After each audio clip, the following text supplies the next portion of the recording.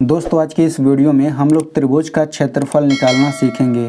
तो यहाँ पे हमारे पास पहला त्रिभुज है, हम लोग इसका क्षेत्रफल निकालना सीखेंगे और हम लोग इसका भी क्षेत्रफल निकालना सीखेंगे। और ये तीसरा त्रिभुज है, हम लोग इसका भी क्षेत्रफल निकालना सीखेंगे।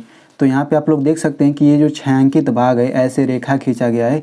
हमें त्रिभुज ABC इसी का निकालना है, पूरे का नहीं निकालना है, ठीक है। तो आप लोग इस तीसरे वाले क्वेश्चन को ज़रूर समझिएगा क्योंकि ये सबसे अलग है और इसमें बच्चों को बहुत ज़्यादा डाउट रहता है, ठीक है। तो आप यहाँ पे देख सकते हैं कि ये तीनों त्रिभुज एक दूसरे से बिल्कुल अलग है, ठीक है ना। तो आपको ये तीनों समझना है ताकि आपको पूरा कॉन्सेप्ट अच्छे से समझ आ सके, ठीक है। और वीडियो के लास्ट में मैं आपसे एक क्वेश्चन भी पूछूंगा, तो आप लोग उसका जवाब ज़रूर दीजिएगा। तो हमें त्रिभुज का क्षेत्रफल निकालने से पहले सूत्र को अच्छी तरह से समझना ज़रूरी होता है। तो चलिए सबसे पहले सूत्र समझते हैं। तो देखिए त्रिभुज का क्षेत्रफल का सूत्र होता है 1/2 गुणा आधार गुणा ऊंचाई, ठीक है। इसी सूत्र को हम लोग इस प्रकार से भी लिख सकते हैं, आधार गुणे ऊंचाई पूरे का बटा 2। ये दोनों सूत्र एक ही है, बस लिखने का तरीका अलग अलग है। और हम लोग यहाँ पे एक चीज़ और समझ लेते हैं कि ऊंचाई बोलें या फिर लंब बोलें बात बराबर है, यानी ऊंचाई को ही हम लोग लंब बोल देते हैं, ठीक है। तो आप लोग इसे जानते रहिए। अब यहाँ पे ये देख लीजिए कि यहाँ पे कुछ हिंदी वर्ड का इंग्लिश मीनिंग भी है ताकि जो इंग्लिश मीडियम के बच्चे हैं वो भी आसानी से समझ सकें इस वीडियो को।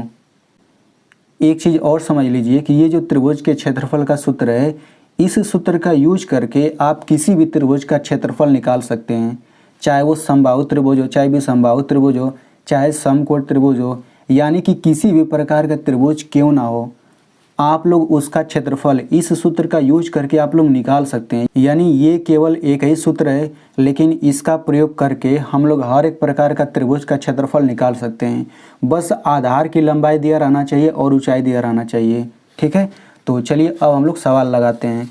तो सबसे पहला क्वेश्चन ये है, हमें त्रिभुज ABC का क्षेत्रफल निकालना है, ठीक है। तो यहाँ पे सबसे पहले हम ये जान लेते हैं कि ये जो डैश डैश करके दिखाया रहता है ये ऊंचाई को दिखाने के लिए प्रयोग किया जाता है।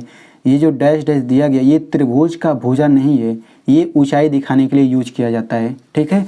आप लोग तीसरे वाले में भी देख सकते हैं, यहाँ पे डैश डैश ये त्रिभुज की भुजा नहीं है, ये ऊंचाई दिखाने के लिए प्रयोग किया गया है। और यहाँ पे नीचे जो दिया गया है इसको भी मैं समझाऊंगा कि ये क्या चीज़ दिया गया है, ठीक है।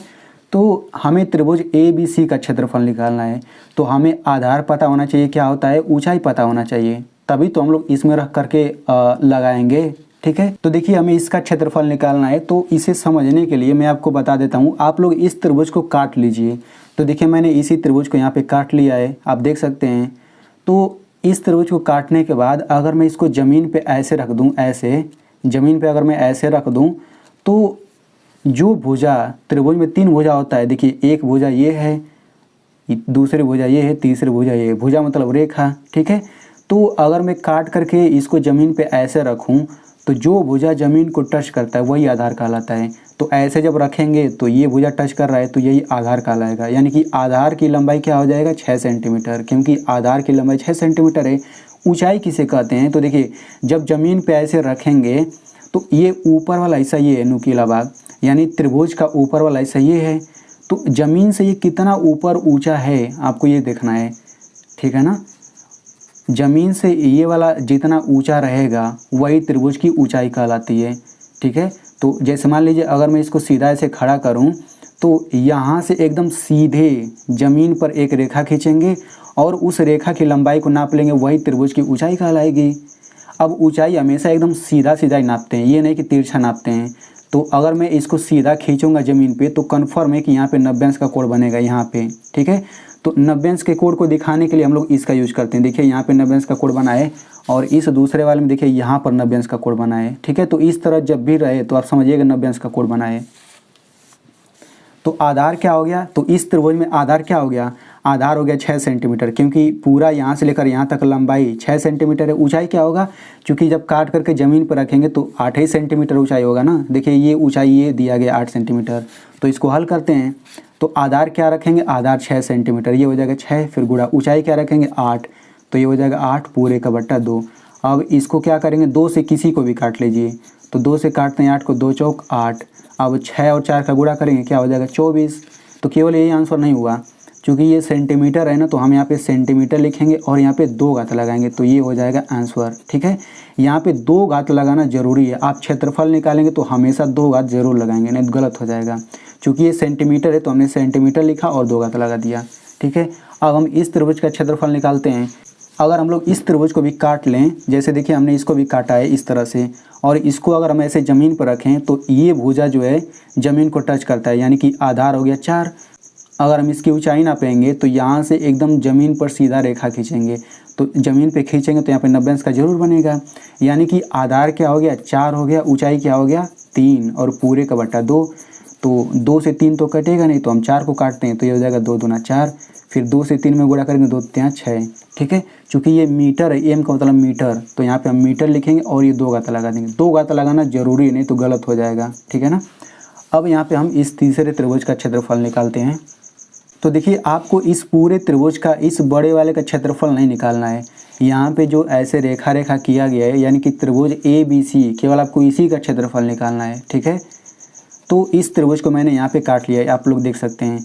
तो इसको अगर मैं ज़मीन पे ऐसे रखूँ तो ये वाली भुजा ज़मीन को टच करता है, यानी कि आधार तो पता चल गया। ऊंचाई क्या होगा, तो देखिए इस तरह से रखेंगे तो त्रिभुज का सबसे ऊपर भाग यही है, और यहाँ से जब हम ज़मीन पे सीधा रेखा खींचेंगे तो वही ऊंचाई माना जाएगा। तो सीधा रेखा खींचेंगे तो ज़मीन पे 90 अंश का कोण बनेगा। तो देखिए यहाँ पे ये जो डैश डैश दिखाया गया है ये ज़मीन को दिखाया गया है, और यहाँ पे डैश डैश यहाँ से ऊंचाई दिखाया गया है। ठीक है, तो यानी कि इस ऊंचाई की लंबाई जो है 10 सेंटीमीटर है और आधार 5 सेंटीमीटर है।